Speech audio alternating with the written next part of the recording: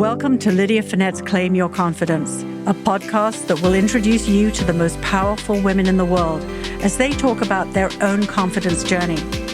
No matter what obstacles you face, Claim Your Confidence will inspire you, motivate you, and give you a roadmap to live the life you want.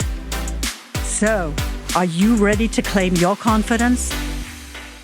Hi, everyone, and welcome back to Claim Your Confidence. I'm Lydia Fenet, podcasting from Rockefeller Center in the beautiful Newsstand studio. It is a gorgeous day in New York City, and I am so happy that you are with me today. If you're one of the millions of people who are seeking a healthier lifestyle, you might have come across the website Mind Body Green. You would be one of 15 million viewers a month to see this website, and I am so delighted to have the co-CEO and co-founder Colleen Wachob to talk to me all about everything wellness. Welcome to the podcast, Colleen. Thank you so much for having me. I'm thrilled to be here. Well, I have so much to learn from you because I have a Diet Coke that is sitting adjacent to my computer right now, and I had about 9 brownies last night. So I really feel like I'm going to learn more from this podcast than anyone else. But I'm so excited to hear about this empire that you've built. And I want to start at the beginning. Where did you grow up? So I grew up outside of Southern California, outside of Los Angeles, had what I would consider very typical upbringing, did a lot of sports, went to public schools, and, really found my groove within sports and academics. What kind of sports did you play? What were your sports rosters? Yeah, so I grew up in Palos Verdes, which is tennis country. Lindsay Davenport's from there, Pete Sampras is from there. I had nowhere near anywhere close to their skill, but did play a lot of tennis. I played water polo as that sport was kind of growing up in its infancy. Right now, it's everywhere, but over 20 years ago, that wasn't the case. And then I swam. And you swam. And what did you learn from being on all those teams? Gosh, so much about losing. I think so much of my identity within high school was really wrapped up in sports, but it wasn't something that came really easily to me. Like we're sitting across, so you can't really see kind of my stature, but I'm 6 feet tall, and I look probably more athletic than I am naturally. And I had to work a lot harder than everyone else to kind of get the same results in a lot of the sports that I chose. And, growing up, especially in a sport like swimming, and as I think through kind of like, my kids and how their athletic past may or may not cross out, I don't think I would ever put them in swimming because it's almost a sport that instills too much discipline in you. And I was already a kid who was probably hardwired to be hard on myself. And, staring at a black line every day, for 2.5, 4 hours, when you're older and doing more training, like that was probably not what I needed to become like a well-adjusted, happy kid. It takes a lot of discipline. And whenever I meet other swimmers, I do just have that like kindred spirit because of the work ethic involved where I'm like, I understand your psyche and your psychographic. And I think I started to enjoy athletics a lot more in high school when these became team sports, even sports that are so individual, like swimming or tennis, but when there's like a broader purpose that's serving it as opposed to this mental mind game that I think a lot of tennis and a lot of swimming can end up being. And water polo was just pure joy. It was the beginning moments of it. It was so fun being with, a group of young women who are so excited about it. But it just instills this discipline, this resilience in you, and, the ability to do a lot of hard things. And, I think it's by far one of the most formative experiences, as I look at my life now in terms of being an entrepreneur, because in so many ways I'm not hardwired for entrepreneurship, but I think athletics, especially when you're not athletically inclined naturally, just teaches you just such hardcore resilience and discipline. Colleen, this is so funny because I am remembering having a conversation with your husband. For our listeners, I was on the Mind Body Green podcast recently with Colleen's husband, and we did it virtually as well. And I typically do everything in studio here, but Colleen is obviously based in Miami and not in New York. And about 2/3 of the way through the conversation, we actually started talking about the fact that I'm almost 6 feet tall as well. And your husband is 6'7". I know this is a tall conference. Welcome to being tall, everyone. It's really a topic of conversation that you can delve into. I, too, was very mediocre at sports. I played basketball in middle school in a team that never won a game in 3 years. And I could not hit anything with the ball. I mean, not even close to the goal. And then I went to boarding school in Connecticut, and field hockey was a sport that my mother had played. My mother is 5'6", I think she would say. I'm not even sure that she's that tall. You cannot play field hockey if you're tall, and I know a lot of people will dispute that, but you are bending in half, literally in half, as you run down the field. They'd be like, bend your knees while you run. I was just like, this is the worst sport I have ever heard of in my entire life. So I really understand that, and I fully appreciate the fact that it is not easy being tall and not being particularly athletic at times. But I'm so glad that you found polo, and I agree, team sports are such an incredible way to instill confidence in not only children, but also high school and into college, because you do really have to lean on other people, and you learn to trust other people and take the good with the bad, because obviously if you don't win, something has gone wrong. It's not always on you, which is great. Right. That is true. So you left high school and you stayed in California for college. Is that correct? You went to Stanford. Is that right? Yeah, went to Stanford, stayed in California. I really gravitate towards, warmer weather, hence why I've moved back to Miami. Yeah. And I enjoyed college. I think I had the imposter syndrome that we all have at certain points in our life, probably hit me a little bit earlier. And then I had this part of my identity just kind of taken away, because I was known, as like a student athlete in high school. And I did rowing for a little less than a year at Stanford, and it was a pretty miserable experience. It was the time of El Nino. It's very intense. And then you add on El Nino, so just like constant rain at 6 a.m, and you just kind of have one of these like, why am I doing this? Dabbled in a lot of different classes. I think I didn't quite ever find like my academic stride, and I think through this whole college process realized I wasn't someone who enjoyed writing long papers and that part of the process, but I really enjoyed the social elements. Yes, I really enjoyed that piece of it, but was happy to never write another academic paper ever again, and that was not my true calling. And then I had grown up the child of entrepreneur parents, and had really I saw through them the hardships of being an entrepreneur. So, fast forward back, I was a child of the 80s and 90s.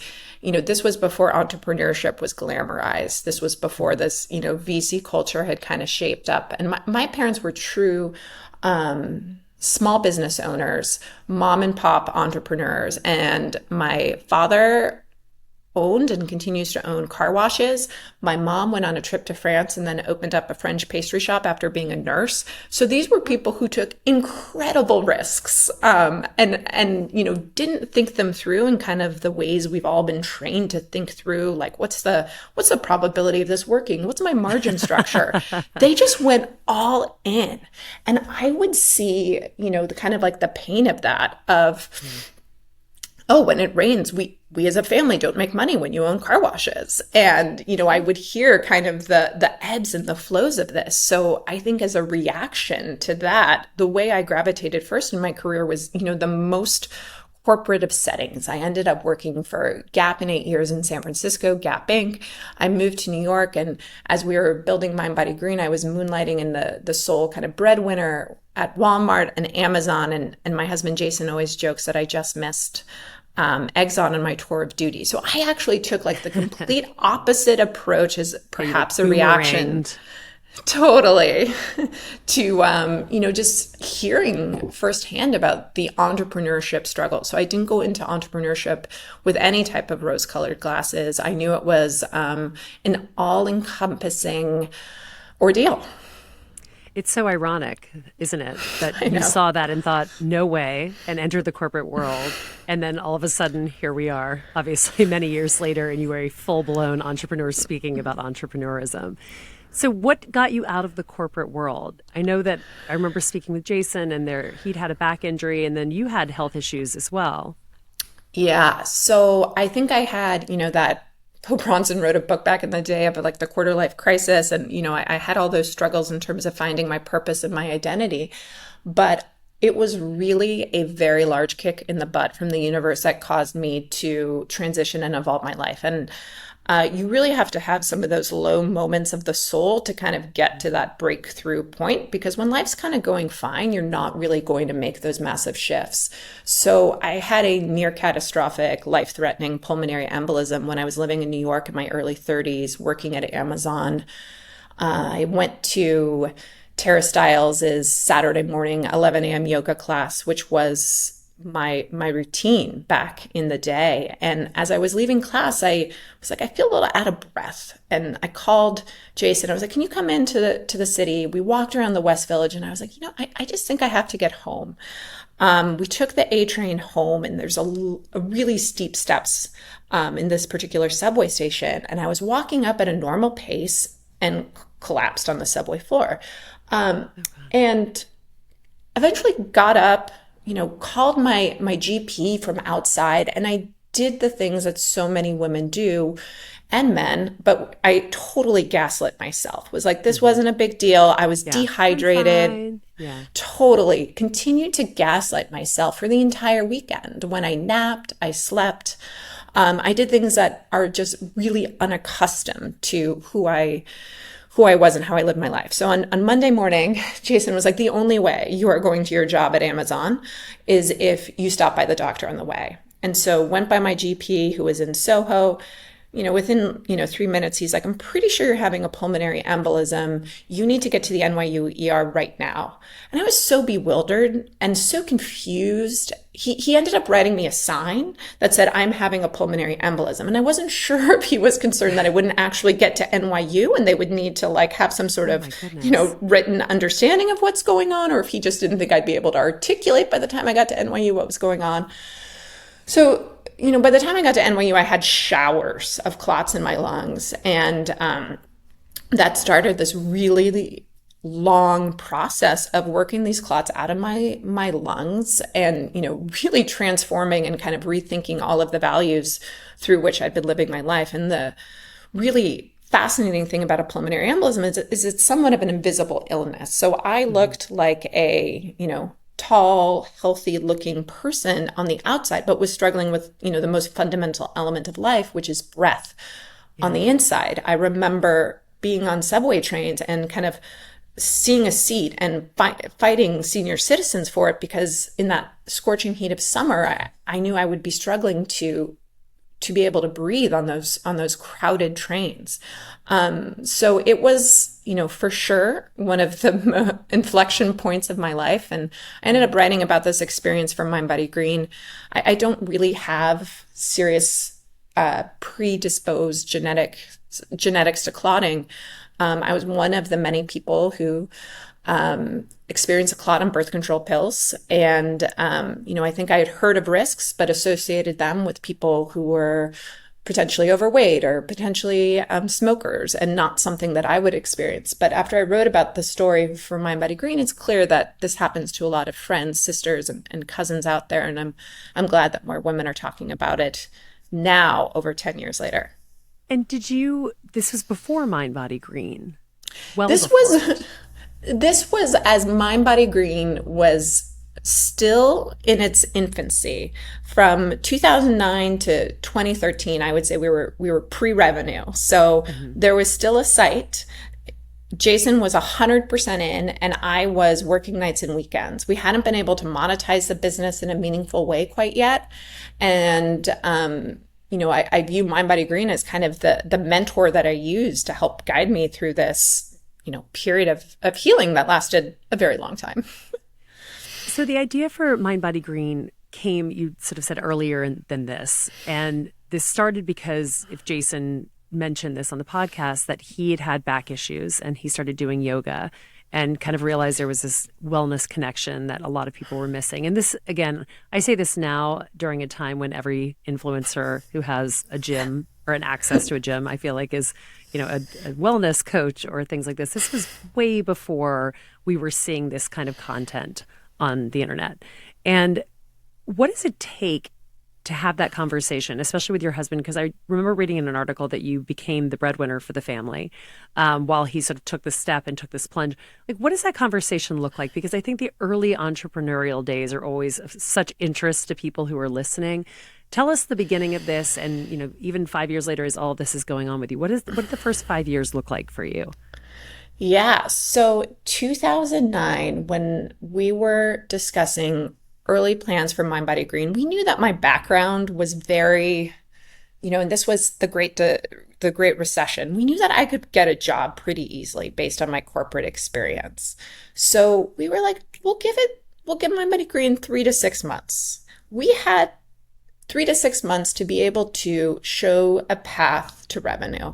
And we had that conversation probably every 3 to 6 months. And we would get indicators that things were moving in the right direction. However, none of them were economic indicators. And this was all happening right at the time that we were getting married. And we went to marriage counseling because it was a point of a lot of, discord in our marriage that, Jason was getting to live his passion every day. Who did I get to speak to? And I was like, well, I went to work at Walmart, which was not speaking to my soul. And I think the lessons that we learned in marriage counseling were just so relevant for being entrepreneurs together, because we really had to get on the same page about our risks around and philosophies around financial wellness, which has since guided the company. And we realized we had two really different risk thresholds. And I had come from this childhood where I saw all the pitfalls. I saw, the stress that it put and the strain that it put on my parents' marriage. And as a kid, I would remember rainy days of, I don't think we made any money today. So I was coming at it with all of this baggage from my childhood. And Jason was coming at it from, I would say, a more typical entrepreneurial standpoint. And we had to find a way to balance our two viewpoints. And what I think the best kind of business outcome is we were very determined to build a profitable business. And, the company has been profitable like 17 quarters in a row. And that is now a value that is valued by the world. Whereas in this decade of the 2010s, I think it was somewhat of a novel or just a different way of running it. But we had this rooting of understanding its importance, not just to our own mental health, but our marriage and also the company health. Yeah. It's interesting when you talk about it in 2010s that profitability wasn't something that people cared about. I mean, I feel like as someone who's been in business since I was 21, in most cases, especially in a company that's established, like it is the only thing people care about. Totally. It's sort of like, I love your ideas, but do your ideas make money? And I can remember a conversation with a senior woman. I remember talking to her about, I'd been running events for 10 years. And she said to me, I think I'd made some comment about like, I work so hard. I work literally every single weekend and night, and I never have breaks, and I love this job and I take it so seriously. And she was like, but do you make any money? And it was the first time anyone had ever said that to me. I was like, well, I'm in events. And it was really something that stuck with me. And eventually I started a department called Strategic Partnerships based on that comment, because profitability is important in a business, and it is wonderful to dream and have ideas. But at the end of the day, it is about the bottom line in any company that you look into. Totally. And it's also, important from a mental health standpoint and a health standpoint to be able to have health insurance and all of these other things. And so, when people always talk to me about, should I take this leap? I'm like, absolutely, but you don't have to go all in on day one. If we didn't have my health insurance, my ability to pay rent, and cover our basic needs, like it would have been a really different outcome for both the business and our marriage. And how do you lean into these things, get proof of concept, iterate, get an MVP with the luxury of being able to have health insurance and a job, because those are very important elements of our health and well-being. Such important elements. And again, I would say this a million times over. If the 9-to-5 job that you have is not what is going to light you up inside, but you need to pay your bills, it's okay to keep that job and work at night. That's what a side hustle really is. Let's be honest. It's having something to the side that you're hopefully building to a larger part that you can jump, and there is no leap, really. You're just jumping to a higher spot, into a better, more secure spot. Yeah, I mean, when I look back at that decade in my 20s, of course, there's lots of life lessons, but I think one of them is just putting too much pressure on your career to be your singular purpose in life. And over the decades, my purpose has evolved. It will continue to evolve in the later decades of life, and we don't need to, kind of only seek that through our career. It puts just too much pressure. Yeah. So at what point did you feel comfortable enough to walk out of your corporate job and join Jason? Because he was full-time in Mind Body Green early on, right? He was full-time. So 2013, I was able to take a massive pay cut and join Mind Body Green full-time. And, at that point we were like 6 people working out of a 1,000 square foot office with 1 bathroom that served many offices for both men and women in the hallway. So a totally unsexy place. It was our best proxy for, you say you want to work at a startup, but do you really? Let's show you what the office and bathroom looks like. Yeah, that's not what the glamorous shows on Showtime and HBO and even the streaming services now always show the startup life as, the intern with Anne Hathaway, and she's like striding into her Brooklyn loft with 90 employees and everything's hot pink. That sounds like a real startup. So I'm glad that you've given us that information to think about. At this time, were you also working on starting a family? Was this sort of early days for that? Yeah. So after my pulmonary embolism, this was 2012. That was around the time that we started wanting to try for a family. And it was a, much longer ordeal than we had ever planned. Definitely one of those rock bottom moments of the soul. I didn't get pregnant. We probably started this process end of 2012, and I didn't get pregnant until April 2016 with our first daughter. And I think it was a total of 15 embryos transferred to get to my firstborn over 9 IVF transfers. So it was a long process. That is definitely one of the most stressful things we went through as individuals and as a family. And you were doing this all while working on a company together at the same time. And you must have been seeing professional growth, as Mind Body Green was really taking off. But on the back end of that, you're having to do everything involved with IVF, which I know from so many of my friends and people in my life, that it is nothing but stress and timing and constant worrying. And it's just always on your mind, even when it's not supposed to be on your mind. So can you talk to me a little bit about the confidence piece of being in that situation where you're growing and scaling a business that seems to be going really well, at the same time, personally, you're struggling with something that you literally cannot control? Yeah, I think I'm so grateful that there is so much more dialogue about this topic now, because in 2013, 14, 15, 16, people were not sharing these stories in the same way that they are now. And I think when we share these stories of, these lowest moments of the soul, we are giving hope to other women who are going in the same path, and we are showing and sharing these stories of resilience. It was really, really difficult across all elements of life. And it really felt like my life was somewhat bifurcated because I wasn't fully open with everything that was happening. I think potentially like to protect myself, because it was enough for me to be on the roller coaster. But when you bring so many people along and then everyone knows, didn't work again, didn't work again. It for me was somewhat of a protective measure.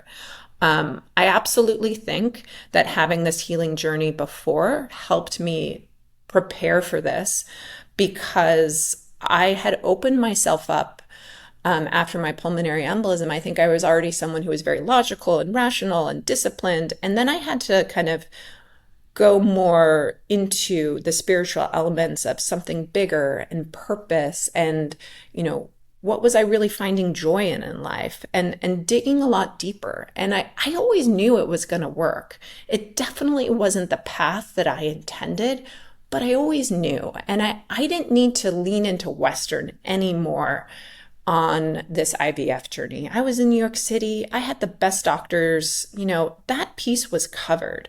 What I had to lean into was more finding doctors who believed in me, because I wanted them to have that same belief and value system, and finding people who would be sympathetic, finding women and healers who had gone through the same journey. I ended up working with a wonderful intuitive healer, and she had a very long struggle to get pregnant too. And those were the people who I found had the most profound impact on kind of my mental health through the process.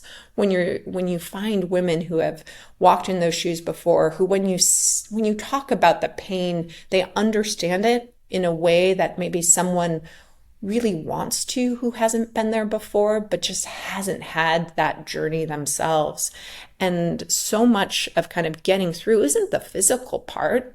You can kind of mechanically and transactionally put in the needles and, do the work and all of that stuff, which is a job of its own, but it's really more the mental struggle of it, and finding the right people to talk to and who understand and can be a good sounding board, because it's a very tricky kind of part of the journey when there's, even your husband can't really get you the emotional help, that you need. So you're having to look to, or at least I found the best comfort in other women who had walked in those shoes at some point in their lives before.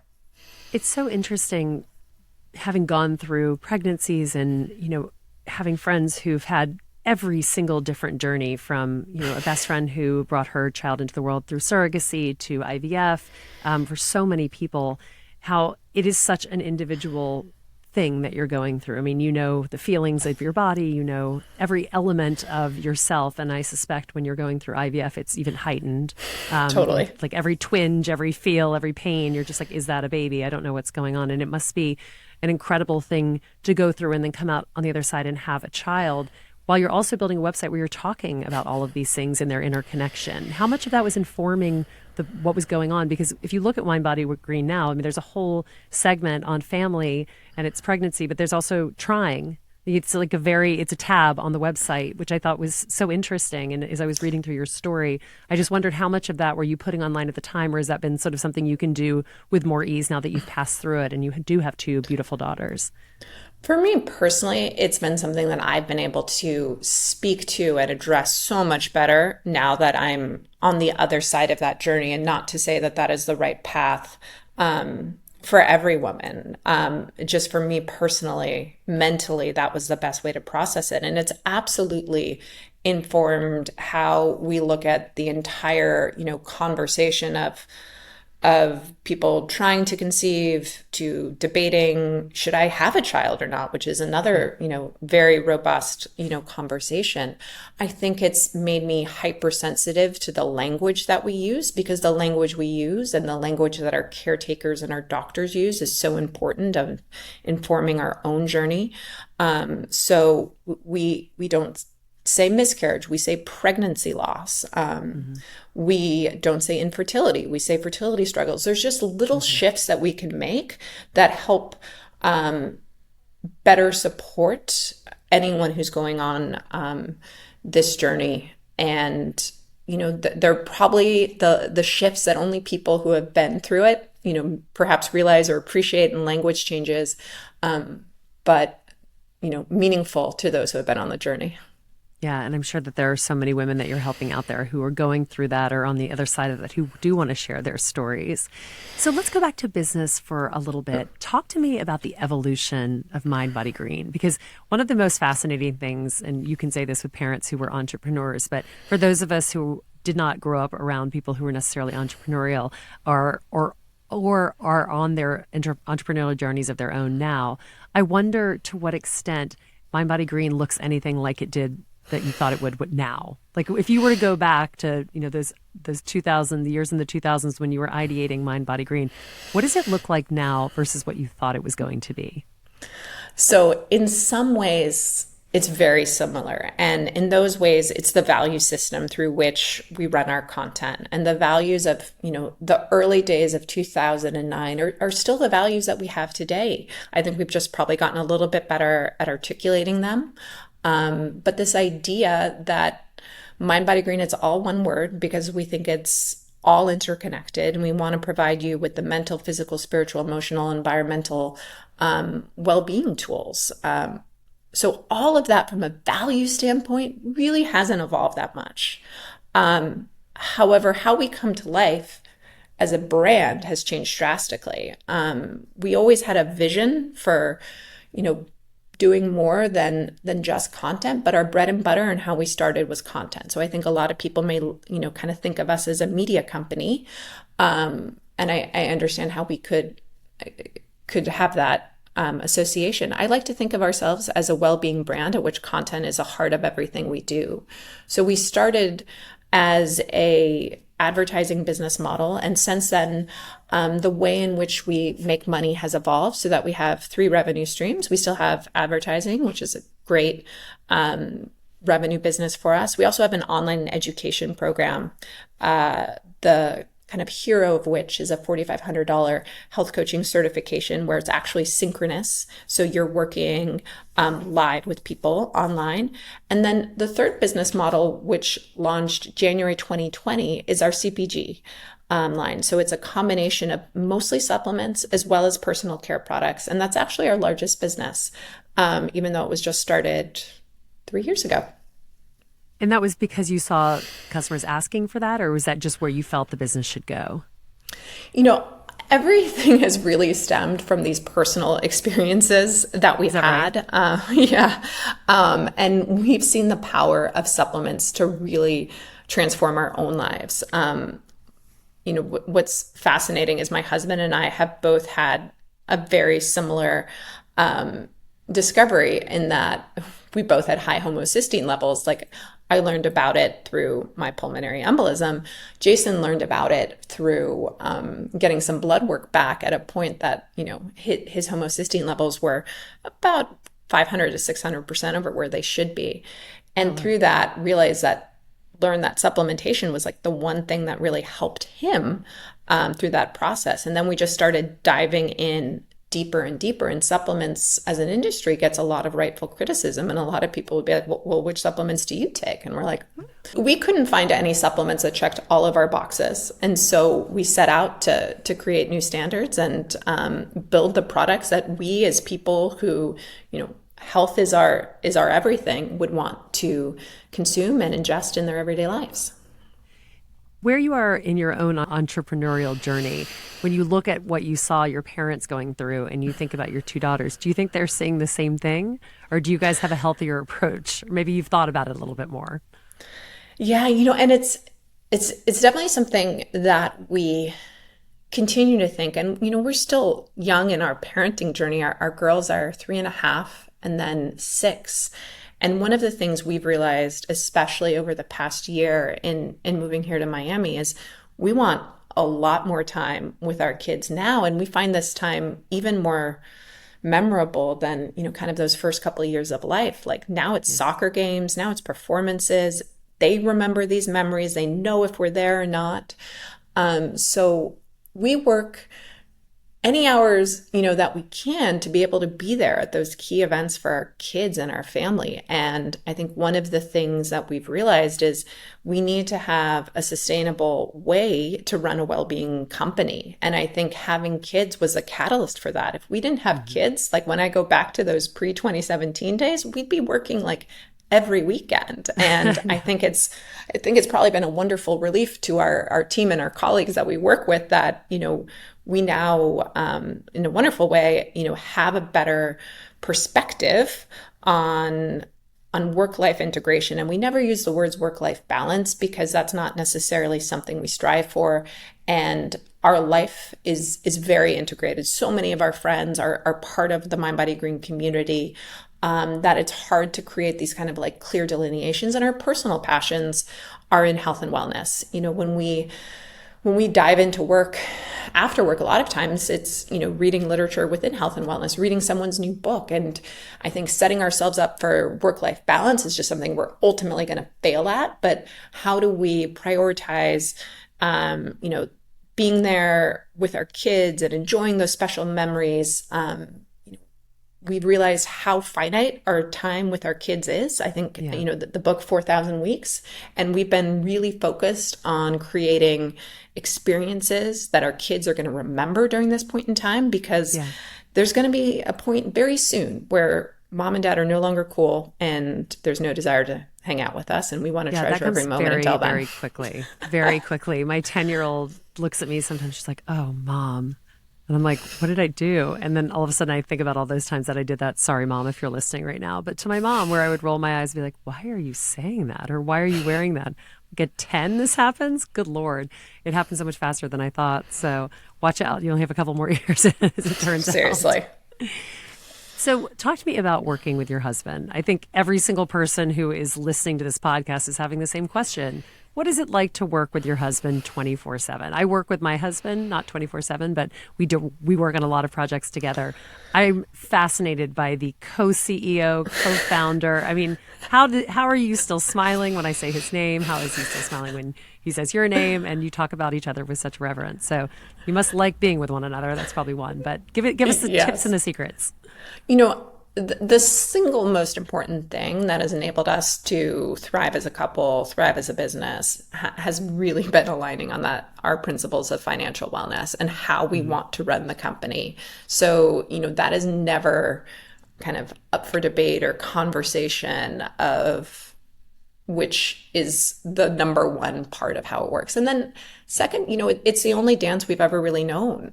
We've been working together for more than a decade. So if part of the ebbs and flows of our life, like that has been our constant. I think we have different strengths and, different points of view, and there's different things we're good at versus the other. And respecting and honoring that is important. I think, we also have the ability to give people feedback, i.e. each other, in a way that other people can't, where you're just like, no. That's true. You're like, I know this about you and you will never get that done. and I think we have a very clear understanding that we are both, acting in the best interest of the brand, the best interest of, the mission of helping people live a well-lived life across everything we do. And we never have to kind of doubt each other's intentions in that, which we don't take for granted. It's so funny. So I was saying my husband and I work together, and just today, he actually let's be honest, it's probably a week ago, he said, "Can you go get this notarized? You need to sign this contract. You need to get this notarized." And for some reason, things like that are kryptonite to me, and he knows it.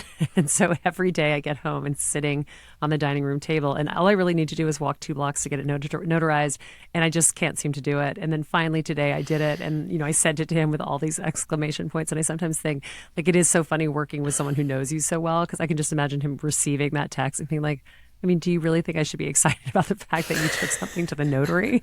But to me, it feels like I've really overcome something big. So it is just such a funny dance. And I think you're right. You have to kind of know which lane you're in and what you are good at, and let the other person do it in the way that they do. Otherwise, I don't know if it will work at all. Totally. So my final question to you is about your amazing book, which I received, The Joy of Wellbeing, A Practical Guide to a Happy, Healthy, and Long Life. Give everyone out there a teaser about your book. Why did you write this? Tell them what they can expect. And then I would love to hear a little bit more about what comes next for Mind, Body, Green. Yeah, so I view The Joy of Wellbeing as a roadmap that I wish I had over a decade ago, when I was starting on this health and well-being journey and didn't know where to start and didn't know what was going to actually have the biggest impact on my own health and well-being and that of my family. And when we look at the wellness world today, we have a very complicated relationship with the word wellness. On the one hand, I'm thrilled that everyone's talking about health and wellness, that people are finding, ways that resonate with them personally. It's such a huge part of the zeitgeist, where I don't even think we were using the word wellness a decade ago. Yeah. And that's really inspiring. But then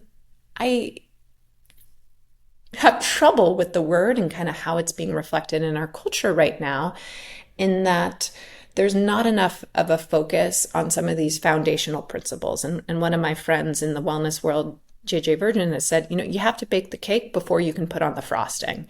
And I think there's an outsized focus on the frosting being like the fun things, the cool things, the pink leotard. Yeah. Totally. The pink leotard, the pink supplement. And don't get, and don't get me wrong. Like, I like these things too. But there's not enough of a focus on the things that are actually going to move the needle for you. And so this is the roadmap that I wish I had, that I think kind of cuts through the clutter, cuts through the noise of everything out there.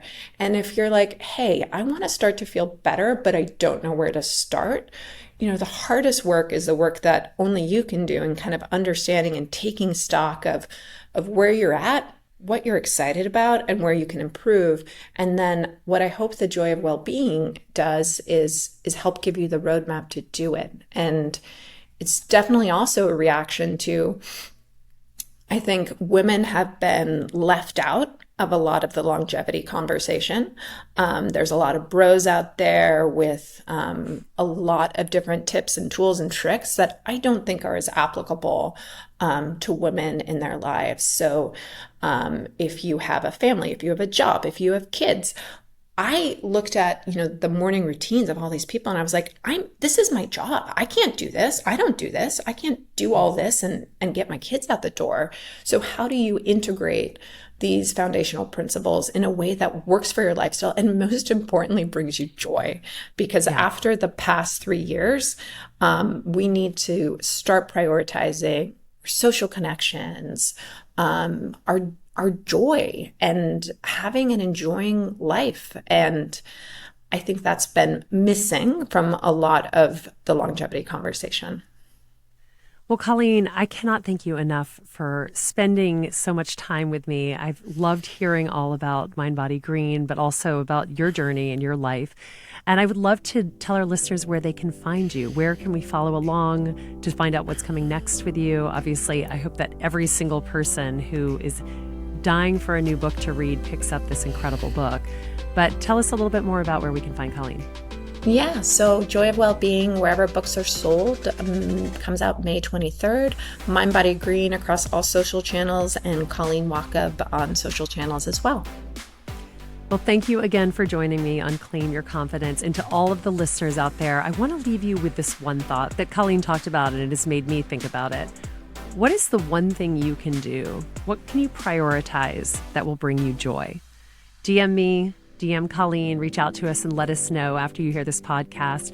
I'm Lydia Fenet. This is Claim Your Confidence. And as I said at the beginning, I'm podcasting out of the amazing Newsstand Studios in Rockefeller Center. So if you are here, come to One Rockefeller Plaza, give us a wave, have a wonderful week, and look forward to being with you again next week.